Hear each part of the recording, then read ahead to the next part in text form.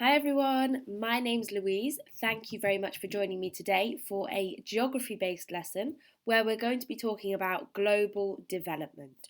So, first of all, then, what is development?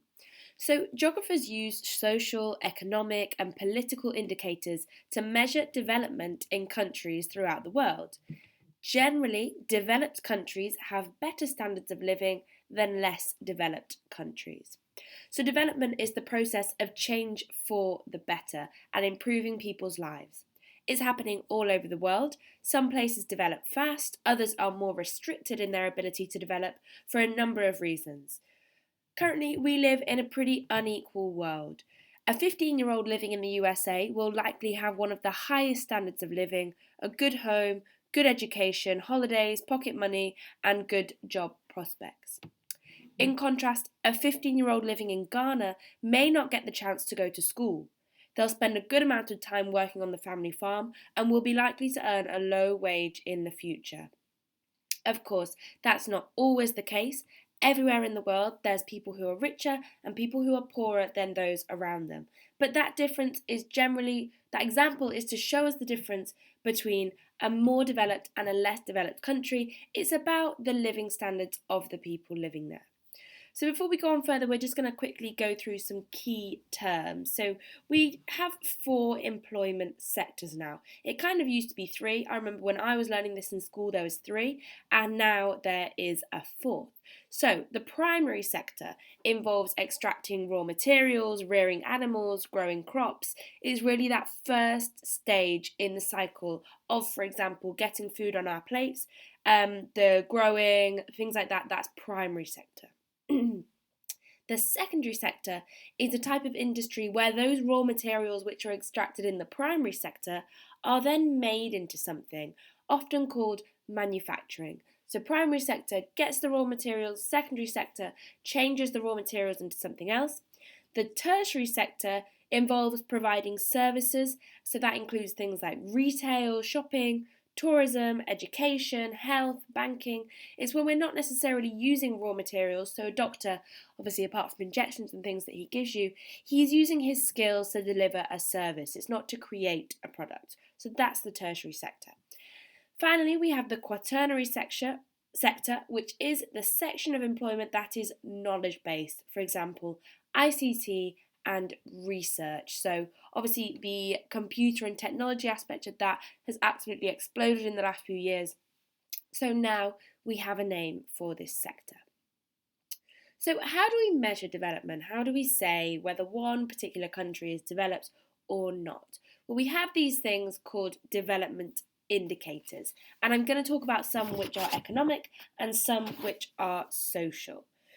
So again, lots of different ways of measuring the quality of life or level of development of a place, so we use multiple different indicators. So the ones that we have for wealth. First of all, we have GDP, also known as Gross Domestic Product. This is the total value of all goods and services produced in a country. So how much output do we have in monetary terms from one country of the goods they produce or the services they provide? Okay, so that's GDP. So kind of how active is a country producing economically? GNP is similar, gross national product. That's the GDP, so the value of the goods and services, plus any earnings from foreign investment. Because now countries don't necessarily make all their money from producing within the country, they will do it from investing abroad as well, especially more developed countries which maybe don't necessarily have the natural resources to have a strong primary sector or a secondary sector, so they invest elsewhere. So that is GNP, and that's a more true measure of the economic success of a country.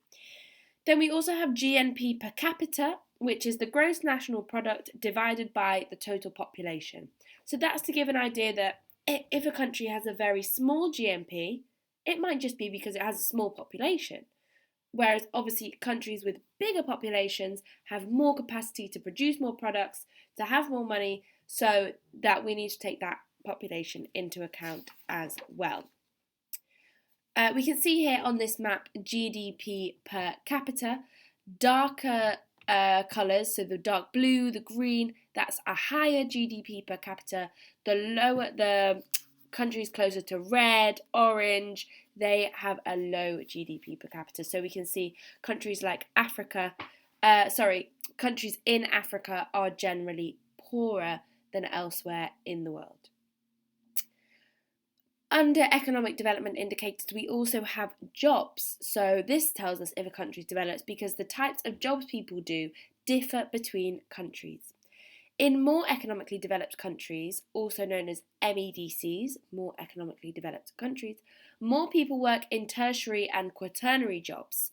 In less economically developed countries, that's LEDCs, more people work in primary jobs such as farming and secondary jobs such as marketing.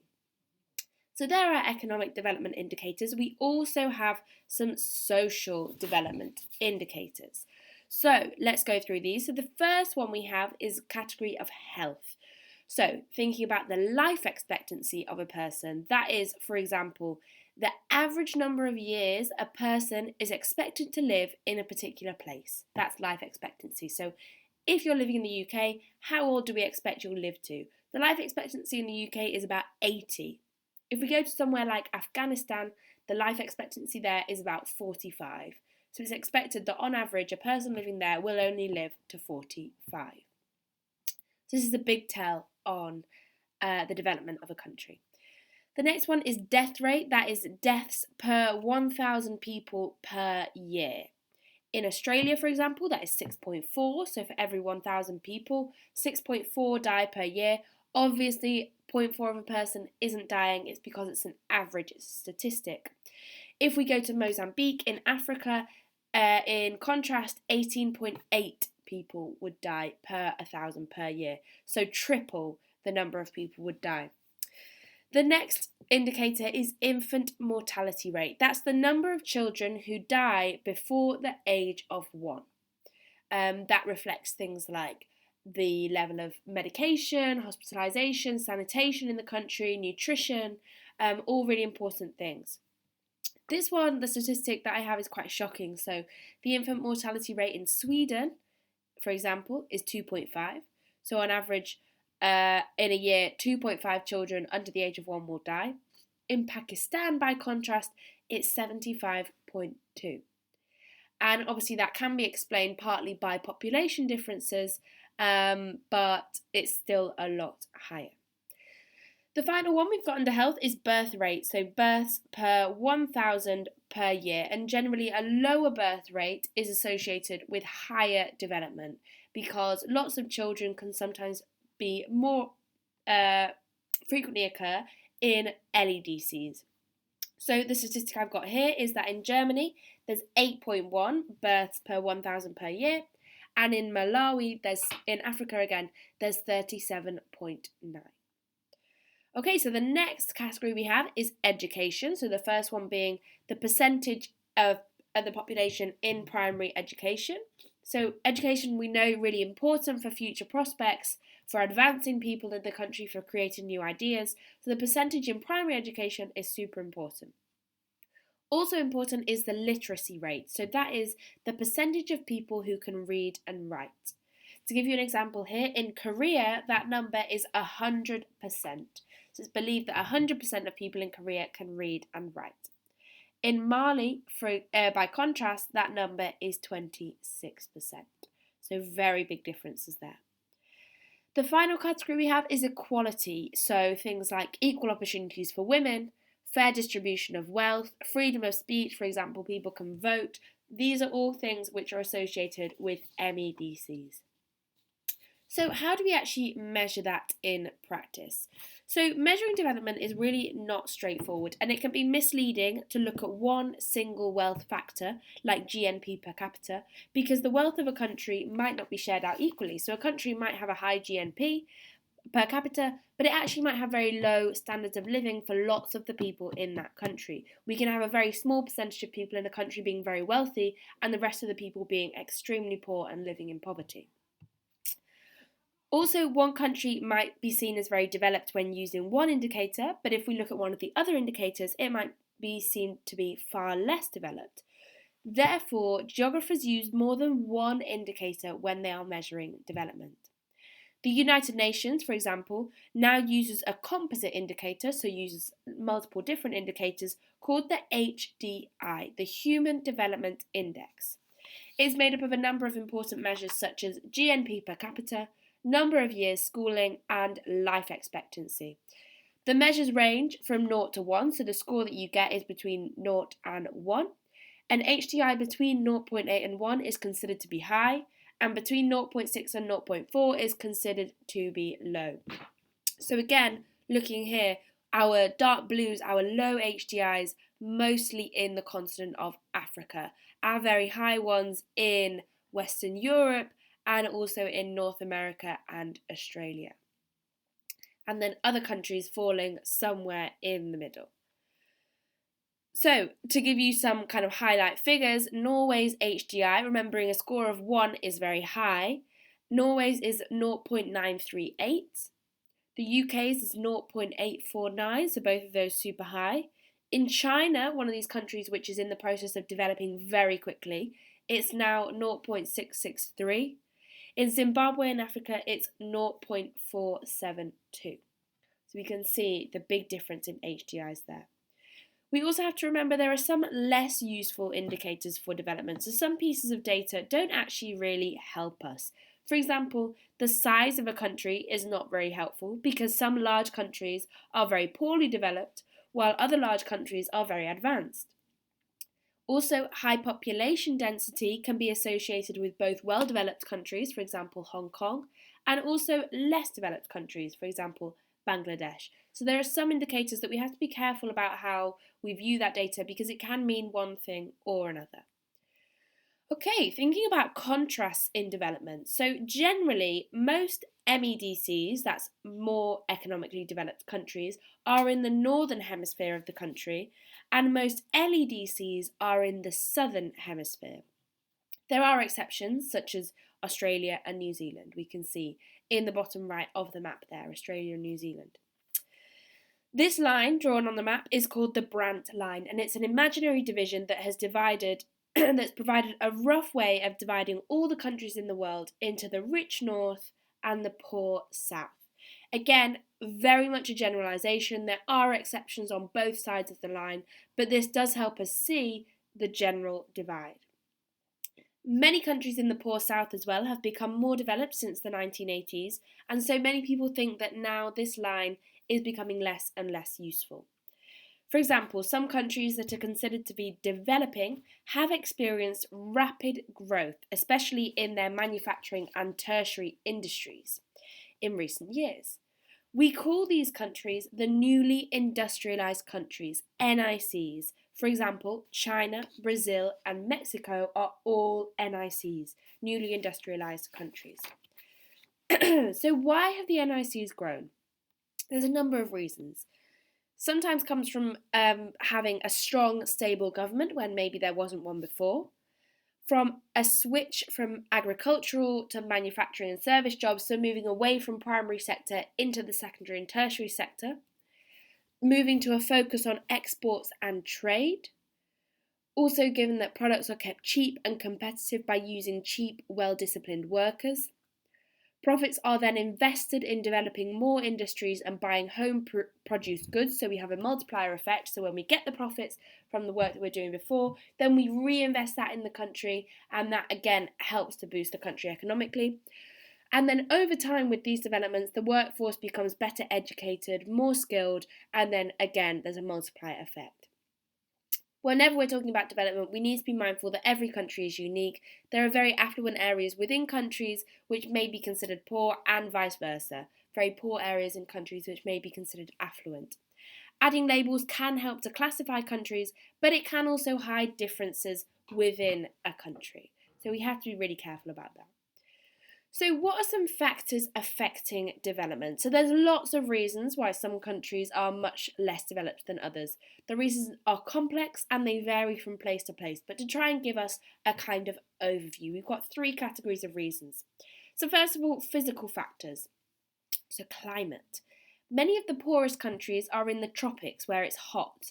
The land is less fertile, water is scarce, and diseases flourish in these hot climates. The second point is natural resources. So some raw materials are valuable and can help a country develop if they have the resources to collect and process them. For example, oil, diamonds, forests, and gold. That is a big if though, if they have the resources to process them. Lots of places in Africa, for example, are very, very rich in natural resources, but in previous times they didn't have the resources to extract it themselves, and then they were colonized by other richer countries from Europe who did that extraction and took a lot of the profits for them. So the next point being location. Being near trade routes and having access to the sea, for example ports, have been really important for trade. Landlocked countries are at a significant disadvantage there. There's also natural hazards. So some places are vulnerable to natural hazards like volcanoes, tsunamis, earthquakes. For example, Haiti is located in an area prone to both earthquakes and hurricanes, and that makes development really difficult because every time you take one step forward, you might be pushed 2 steps back by a natural disaster. The second big category we have is the historical and the political. So first is trade. Goods are traded on a global scale, but it's difficult for poor countries to compete.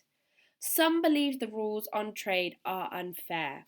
Rich countries can raise tariff barriers to stop cheap imports undercutting their own goods. In the past, some countries made money by colonising other countries, as I mentioned earlier, and using them raw materials to produce manufactured goods.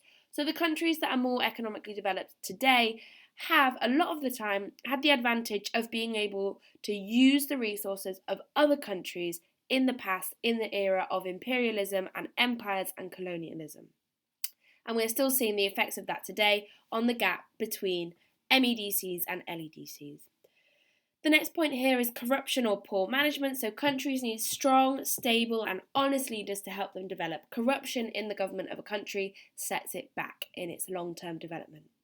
War, of course, also uses up resources and makes it very difficult to produce goods and trade, as well as having huge strain on the health resources of a country. The final category we have is the social, so discrimination. So some groups in a country may have fewer opportunities and this can hold back overall development. For example, if women, making up half the population, are not educated to the same standard as men, there's all that potential group of talent there, all the women who might be able to do fantastic things, but if you're not educating them, you're not giving them the opportunity to go and do that and to help advance the country. The next thing is population. Overpopulation, which is actually also a problem if there's not enough resources for everyone, occurs when population growth outstrips resources, and that can cause big problems for developing countries. So to try and tackle these problems, the UN has made its Sustainable Development Goals. So the United Nations is an organisation of independent countries formed in 1945 to work for international peace and security. In 2000, the United Nations agreed on some Millennium Goals, they called them. Every country and all the world's leading development organisations agreed to these, and the aim was to achieve them by 2015. There was some success, but there was still a great deal of work to be done. So in 2016, the UN released their new set of Sustainable Development Goals, and again, this is on a kind of 15-year cycle until 2030. So for example, that there will be no poverty in the world, zero hunger, good health and well-being, quality education, gender equality, clean water and sanitation. All of these goals the UN is working towards. Thinking about the emerging countries, so China and India. So two of the world's most populated countries, China and India, are in Asia. They're both globally significant and are both aiming to become global leaders, and they are now referred to as emerging countries. China's growth is partly due to its move from agricultural production to manufacturing. So China joined the World Trade Organization in 2001, and many manufactured goods that we buy in the UK, as we all know, come from China. The growth of manufacturing in China is due to many reasons, including the fact that China has created excellent opportunities for businesses to set up, making sure that infrastructure to support them is there. There's also incentives offered by some agencies in China, so special economic zones that offer tax incentives to foreign businesses, for example in Shenzhen in China. China also has a good supply of highly skilled labour, but despite that, they also have lower labour costs. There's no national minimum wage in China. China's also able to offer economies of scale because it already has a large manufacturing base, so that is when you make things on a bigger scale, you actually can do it per product cheaper than if you're only making 10 products, for example. China has a growing domestic market for goods because of its large population. So the big population means, again, the manufacturing sector is ramped up because there's that demand in the country as well. China also has a reputation of a strong work ethic, and workers are used to long working hours. So along with no minimum wage, no national minimum wage, there's also no things like the working time directive that we have in Europe, meaning people really, unless they sign away their rights, can only work a certain number of hours. That doesn't exist in China. Health and safety laws also are sometimes not heavily enforced, which means companies don't have to spend as much money on meeting health and safety standards. So generally there's lots of places where they can make savings and then produce products more cheaply. Okay, so that's the first point on the emerging countries. The kind of side effect to that, which isn't all positive, is the growth in inequality in these emerging countries. So both China and India have a very uneven distribution of wealth and access to basic needs as well. India, for example, has extreme poverty within the country and a large rural population. One indication of the extreme poverty is the slum area in Mumbai. This area is called Dharavi and was featured in the film Slumdog Millionaire, and we can see it on the left here. Below here I have a list of the key features of this slum. So it's one of the largest slums in Asia. The slum area was initially an area of temporary squatter shelters and has now grown to 4 square kilometres and become permanent. The area is unplanned, most dwellings are illegal. This means that basic sanitation isn't present, with an average of 1 toilet for over 1,000 people. Water pipes and electricity cables are present and do connect to many dwellings, but many have been set up in a DIY fashion and pose health and safety risks. Informal industries have been set up which help bring money to the residents, and the government and developers do want to redevelop the area. The area is located in a highly desirable area of Mumbai, which could command a high price for rents when developed. But obviously, these are people's homes. The problem if developers come in to try and make some nice, expensive flats here is obviously these people would not be able to afford that. So they would have to rehome somewhere else. So we see the positive and the negative side of quickly emerging countries. The things like GDP, GNP, standards of living for some of the country rise very quickly, but actually it leaves the very poor behind. So I hope you've enjoyed this introduction to global development and that you've learned something new. Also go and watch the video on populations and migrations that I'll be doing, and these two kind of link together. So thank you very much for listening, and I hope I'll see you again. Thanks!